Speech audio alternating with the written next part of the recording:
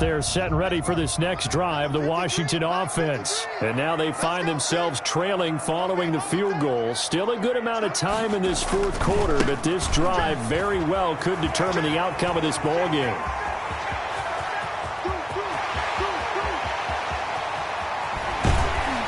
And he takes this thing way down into Atlanta territory. A huge play there for Washington. And even 70 yards. Only way to get the lead here, of course, with a touchdown. And that's what they're gunning for on 1st and goal. Haskins will throw. And that is caught. Touchdown, Washington. Touchdown. Logan Thomas there to make the grab. And Washington has retaken the lead. So the big play to kick off the drive set them up 1st and goal, and they're able to cash in right away on play number 2. I think I'm starting to understand more and more when we get ready to do games and we meet with coaches why they talk about big plays, explosive plays, and how it sets them up for success, because that's exactly how they're able to score on this one. We saw the touchdown. We saw the payoff. But, of course, that big, long chunk play is what got them in position. And able to get this across the 20, but not much further as he's dropped it to 23-yard line. At their own 23-yard line.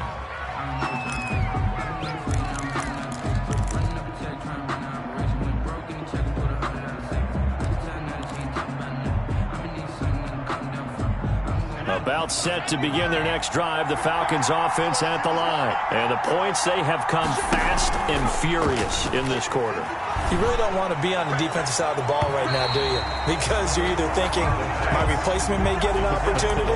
Your head better be on a swivel. Totally. Or maybe I just need to get out of the game for a while because I just can't slow these guys down. They've got to figure out a way to disrupt these offenses. And typically, one guy makes a big play, and that can help change things. They'll be looking for disruption on both sides right now. Once again, they'll go from the 23-yard line on 2nd and 10. Off the play fake, he'll look to throw. Complete to Zacchaeus. And he'll be taken down, but not before they work it across midfield. A gain there of 30 big ones. 30. First down, Falcons. Fourth quarter, down to the final 2 minutes, and we've got a one-score game.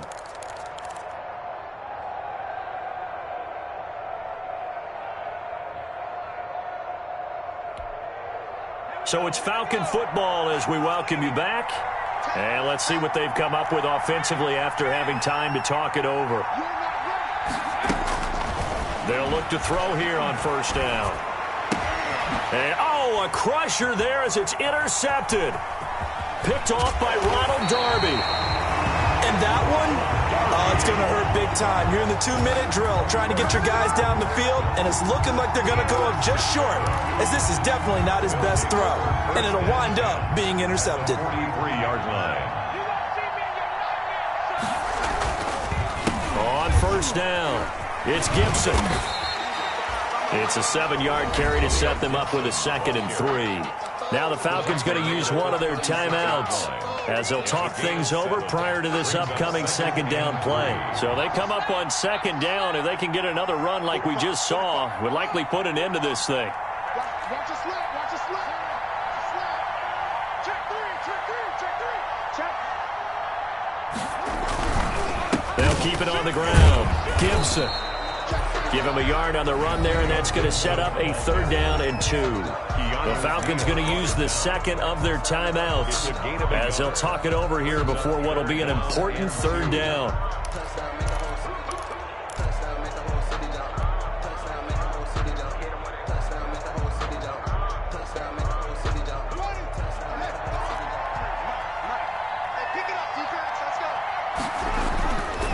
It'll be Love to try and get the first. And he's going to get forward for about 5, but that may be coming back. What say you, Mr. Referee? So on the big tight end, holding.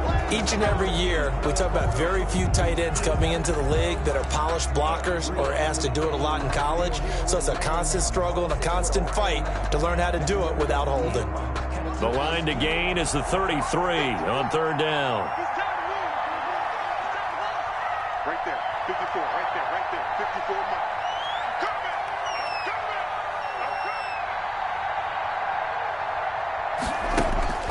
Haskins to throw.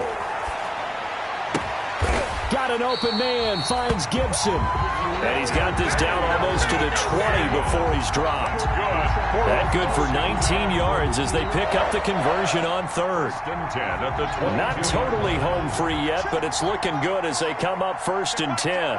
Check, check, check, check.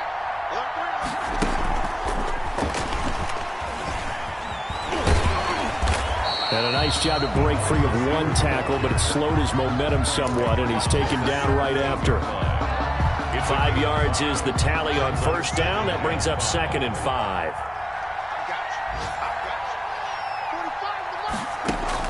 Now it's Haskins. They'll set up the screen for Gibson. And he'll go down here at the 12-yard line. That's a gain of 4 here in the 4th quarter, with them leading by 4 on the scoreboard.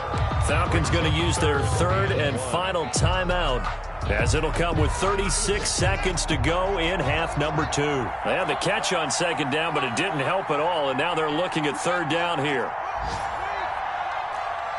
Switch, switch, switch. Check 13. Check 13. Check, check. Lucky, lucky, lucky. Now we've got whistles here before the snap, and I believe this is going to be on Washington.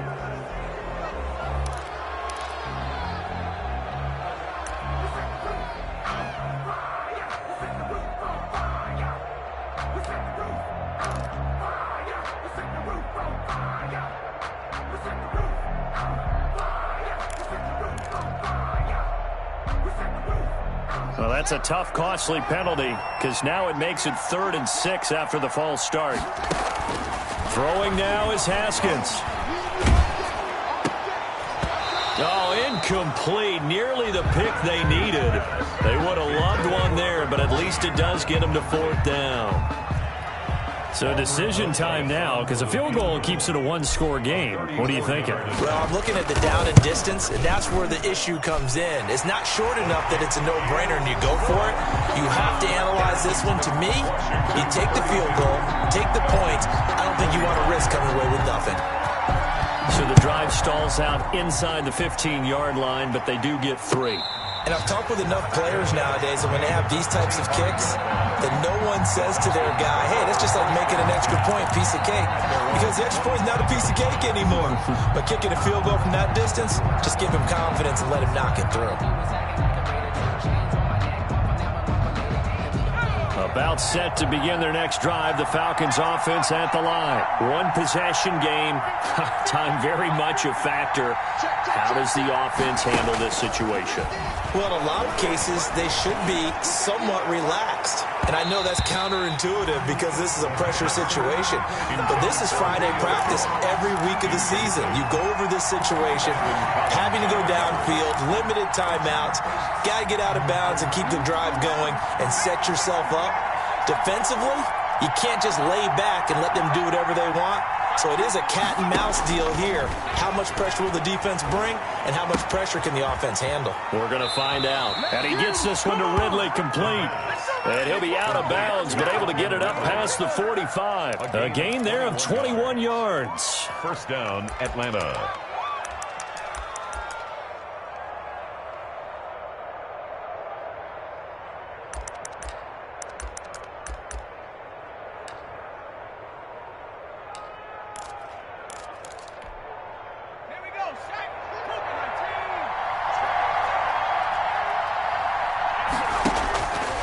To throw. To the right side and complete to Hurst. And he's going to be out of bounds, but not before he takes it inside the 40. Another big hitter there. This one good for 18. 1st down.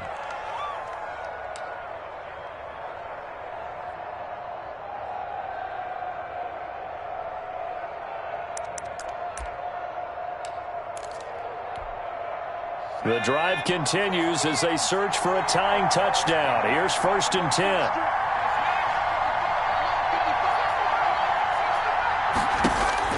Back to throw. Flushed out right. Now a desperation throw deep downfield. And it's knocked away and incomplete. The Pro Bowl wideout Julio Jones is intended receiver. But it's going to be second down.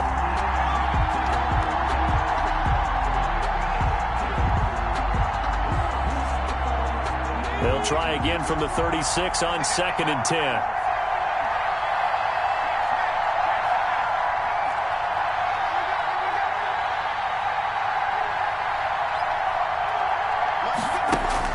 One final shot. They'll look to throw. Eluding the pressure right. He's going to let it fly. And this is incomplete. So no miracles here on the final play. And this ball game is over. 25. But, Charles, a one-score game. Down to the end we went. They had one final play in that one-score game. We all knew what was coming. The Hail Mary, they just couldn't get it done. Wasn't exactly complicated, was it? We all knew, as you said, and go long and see if we can find someone open. They didn't get it done. Someone's happy. Someone is not. So for Washington, they at least get the win here to earn a split of their first two home games. And they'll hit the road next week to take on the Dallas Cowboys. Meanwhile, for the Falcons, they'll drop to 0-2. And they'll be on the road next week for a matchup.